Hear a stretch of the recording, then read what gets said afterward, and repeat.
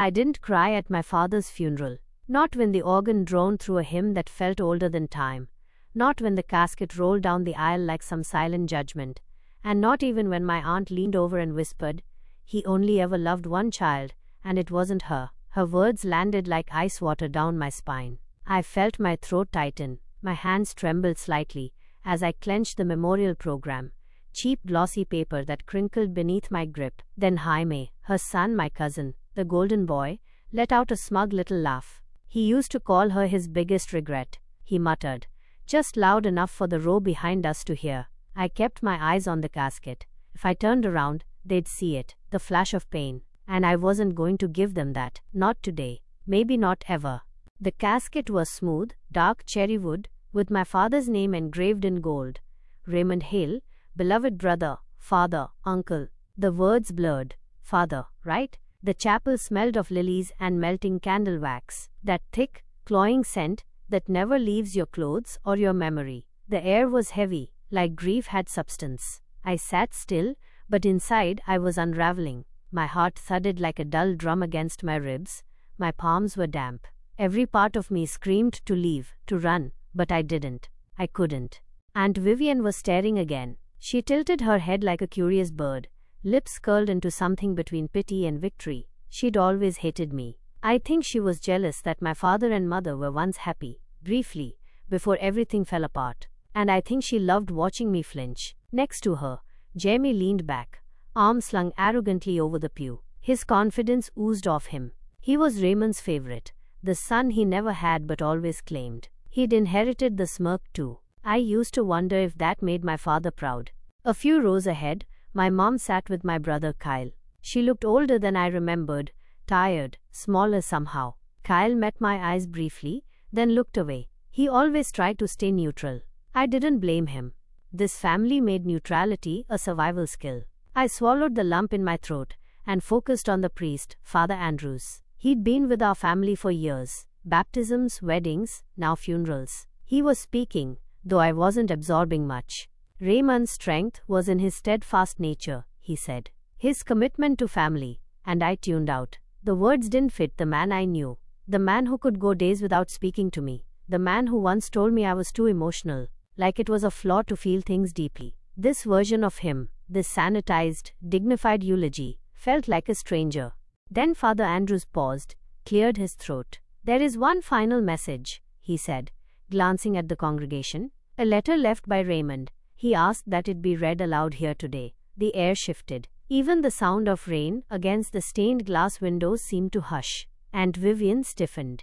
Jamie's posture changed. My breath caught. A letter? No one had mentioned a letter. I looked up and saw it. A yellowed envelope in Father Andrew's hands, creased at the edges. My stomach dropped. My fingertips tingled, like my body was reacting before my brain could catch up. I wanted to stand, to walk out. I could feel my pulse in my ears. But I didn't move, because something inside me, something small and stubborn, needed to hear what he wrote, even if it hurt, even if it destroyed me. The priest unfolded the paper, and then he read the first line. "To those gathered here, my family, my regrets, and the daughter I never had the courage to love." Right. The room fell completely silent, and every single smile vanished. When I was 10, I learned how to disappear. Not physically, just enough to slip beneath the surface of a room. I figured out early that if I kept my voice down, if I made myself small enough, they'd forget I was there. And honestly, most of the time, they did. Walking into that funeral chapel after 7 years of silence, it felt like I'd never left. Same cracked tile underfoot. Same floral carpet that always smelled faintly like mildew and roses. Same people still looking through me like I was nothing more than a shadow. But I wasn't the same girl who left. I had changed. I just wasn't sure anyone here could see it. My name is Ira Hale. I'm 29. I live in Chicago now, far from the town I grew up in, far from him. I built a life that has nothing to do with this family, on purpose. But when the call came from my brother Kyle, voice shaking as he told me, "Dad's gone," it was a stroke. It happened fast. I couldn't hang up.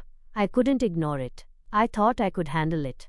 One day back, just long enough to show my face, pay my respects, and leave before anyone remembered why they hated me. But the moment I stepped inside, I could feel the weight settle on my chest. familiar, suffocating. That quiet tension that always hovered around my father's house, where love had conditions and silence was currency. Kyle hugged me when I arrived. His arms were tighter than I expected, like he didn't want to let go. He whispered, "I'm glad you came," and I believed him. Our mom Lynette offered a soft smile, polite but distant. She looked tired, worn down in the way people get when life chips away at them too slowly to notice. I hadn't seen her since I left for college. She stayed in town even after the divorce, quiet like always. I sometimes wondered if she stayed out of fear or habit. And then there was Aunt Vivian. She spotted me from across the room, like a hawk locking eyes with prey. She didn't wave, just stared, lips curled like I was a spider on her ceiling. Vivian was my father's sister, his only sibling. She'd always treated Jamie, her son, like he was royalty, and made sure I knew I was the court jester. She filled the silence my father left with snide remarks and sideways glances. Growing up, it felt like she took it as a personal mission to remind me I didn't belong. Jaime, of course, was exactly as I remembered him. Confident, polished, dressed like he was attending a political fundraiser instead of a funeral. He barely looked at me, but when he did, there was that same smirk that made me want to scream. We all sat in different sections of the chapel, not formally, just the way people who don't speak anymore tend to organize themselves. As the service began, I watched people file in, old neighbors, co-workers of my dad's, church members. All of them came to pay tribute to the man they thought they knew. To them, Raymond Hale was a great man, reliable, strong, principled. But to me, he was the man who never looked at my art projects, never came to a single school play, never said "I'm proud of you." A man who once looked me dead in the eye and said, "You're just like your mother." That's not a compliment. And yet here I was, sitting in this chapel, wearing black, trying not to feel, trying not to remember, trying not to wonder why I still wanted to hear something, anything, that proved he cared. And then the priest pulled out that letter. The moment the priest mentioned a letter, the air in the chapel changed. It was subtle, just a shift in posture, the way people leaned in, eyes narrowing with curiosity, but I felt it, like a storm rolling in. Aunt Vivian turned slightly in her seat, the smugness on her face flickering with something new, uncertainty. Jamie's fingers paused, where they'd been tapping against his knee. He looked toward the pulpit, blinking slow, like he didn't quite process what was happening. I, meanwhile, sat frozen. A letter, my mind raced. He never wrote to me. Not when I moved out. Not when I graduated. Not even when I sent that last email, the one I stared at for 20 minutes before pressing send. The one that just said, "I'm done trying." So what could possibly be in that letter? My throat tightened as I stared at the envelope in Father Andrew's hands. It looked old, worn, like it had been written months ago, maybe even years. He held it with both hands, like it was something sacred or dangerous. I tried to steady my breathing, but my chest rose and fell in shallow bursts. I pressed my fingers into the side of the pew, grounding myself with the wood's rough texture beneath my nails. "Don't cry," I told myself. "Don't let them see you fall apart." Vivian whispered something to Jaime. I didn't catch it, but I saw the way his lips curled afterward, like he thought he already knew what the letter would say. Probably another tribute, a parting gift to the golden boy in his perfect life. Maybe something about legacy, honor, discipline, things my father valued, at least when they were wrapped around someone else's name. Father Andrews cleared his throat again. I could see the sweat beading at his temple. That surprised me. He looked uncomfortable, almost nervous, which only made my stomach twist tighter. What was in that letter? Why did my hands feel cold? Why did I suddenly wish I had stayed home? Behind me someone coughed, a small dry sound that somehow echoed louder than anything else in the room. Everything felt magnified, the soft shuffling of feet, the creak of wooden pews. Even the rain against the stained glass windows had a rhythm now, like a countdown. Tick, tick, tick. I felt eyes on me. Kyle, from across the room, gave me a look, concerned. Maybe he knew something was coming.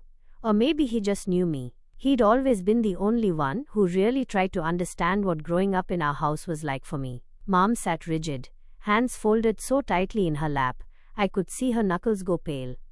I looked back at the casket, my father's casket. It felt like he was still here, like he had orchestrated this entire thing to keep his grip on us from beyond the grave. That was just like him, controlling, methodical, always saving his big moves for when you least expected them. And now he had the floor. Even dead, he had the final word. I wanted to scream. I wanted to run. But instead, I sat there and braced myself. Because I knew whatever was in that letter, it wasn't going to be simple. It wasn't going to be kind. And somehow, I had the sickest feeling in my gut. It was going to be about me. I should have left. Every instinct in my body told me to get up, walk out, and never look back. I could already imagine it, slipping through the chapel doors, the cool slap of rain against my face, the sound of my boots hitting the pavement as I disappeared into the parking lot, just like I'd disappeared before. It would have been easy. No one would have stopped me. Vivian probably would have smiled. But I didn't move. I sat there, completely still, as Father Andrews unfolded the letter with hands that shook just enough for me to notice. He adjusted his glasses, cleared his throat again. His eyes scanned the page, and for a split second he hesitated, like he was reading something he hadn't expected. I felt a chill creep up my spine. I should have left. But I couldn't, because beneath the fear, beneath the resentment and all the emotional scar tissue I'd been carrying for years, there was something else. Hope. A fragile, almost embarrassing kind of hope. I hated that it still lived inside me, even after everything. After every time he ignored me, after every cruel silence, every moment he chose someone else chose Jaime over me. After all of it, some tiny part of me still wanted to believe he'd finally seen me. That maybe this letter, maybe it was for me, or maybe it was an apology, a confession, a truth I had waited my entire life to hear. And that scared me even more than the silence. What if it wasn't? What if it was worse? I sat there, staring at the pulpit, my heart pounding so loud it drowned out the soft hum of the ceiling fans above. The priest still hadn't spoken. The room was silent, suspended in that strange tension between the past and whatever this letter was about to unleash. Jaime shifted uncomfortably, his jaw tight now, eyes darting toward the letter, like he wanted to snatch it and read it himself. Vivian folded her arms, trying to appear calm, but her mouth had tightened into a thin, bloodless line. I glanced down at my lap. My fingers had gone white from clenching the sides of the pew. I let go slowly, quietly, and folded my hands together to hide the tremble. You can handle this, I told myself. You've handled worse. But had I? Because this wasn't just a letter. It was the last thing my father ever chose to say. And I didn't know what was worse, being forgotten in it, or being remembered. The priest finally looked up from the page. His eyes met mine. Just for a second something flickered there. Not pity exactly, but... Wait. He knew. He opened his mouth to speak, and I knew. This is it. This is the moment I'd been running from for years. But I didn't move. I didn't run, because for once, I wanted to face it. The pain, the truth, whatever was written on that paper. I needed to hear it. I needed to hear what my father had saved for the end. Even if it broke me. Even if it shattered everything I thought I knew about him, or worse, about myself. So I inhaled, held my breath, and waited. The first words fell into the silence like a stone into still water.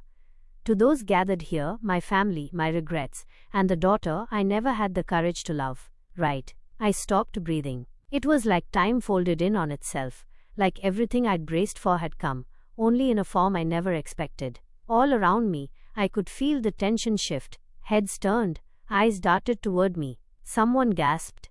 Jaime's confident smirk dissolved into something uncertain. Vivian straightened, the color draining from her face. But me? I just sat there, frozen. Because those words, just that first sentence, shook something loose inside me. Something I didn't even know I'd been holding on to all this time. The priest continued, his voice softer now, more careful. To Elira, if you are there, then I am already surprised. I did not expect you would come. And if you didn't, I understand. I earned your absence. I bit the inside of my cheek so hard I tasted blood. You were always the mirror I didn't want to look into. You reminded me too much of the parts of myself I had spent a lifetime trying to bury. Sensitivity, defiance, the need to be understood instead of obeyed. The room was dead silent. Not a cough, not a shuffle. Even the rain outside had softened, as if the whole world was listening with me. When you were born, I thought I had time to figure it out. How to love you, how to speak your language. But I didn't. Instead, I stayed quiet. I let the silence grow between us, until it became its own living thing. I felt something burning in my chest. Not anger, not sadness. Grief, the kind you feel not just for what you lost, but for what you never had. I let others speak about you when I should have spoken up. I let them shape the story of who you were: angry, difficult, distant, because it was easier than admitting the truth. That I didn't know how to bother you. That I failed you. Aunt Vivian shifted in her seat. Her arms crossed tight. Her face was blank, but her neck had flushed red. Jamie looked like he wanted to sink through the floor. I watched you walk out of my life, carrying every wound I gave you, and I did nothing. My eyes burned, but still no tears came. It was too deep for that. This wasn't release. It was recognition. And that was its own kind of ache. But I want you to know this. You were never my regret. Not once. You were my lesson. You were my mirror. And if I had one more chance, I would have learned to love you better. My lip trembled. I dug my nails into my palms, grounding myself. The paper in Father Andrew's hand fluttered slightly as he turned to the second page. To Jaime, to Vivian, to those who thought they knew me, I allowed your version of me to stand because I was too much of a coward to defend who I really was. My silence was not approval. It was fear. And for that, I am sorry. That was the moment the air cracked. Jamie looked stunned, and Vivian was stiff as stone.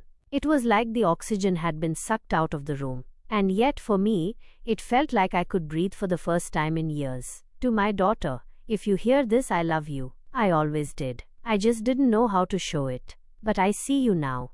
The letter ended, and with it, so did the story I had been told my whole life. The one where I was unwanted. The one where I was invisible. Because in that final moment, he saw me.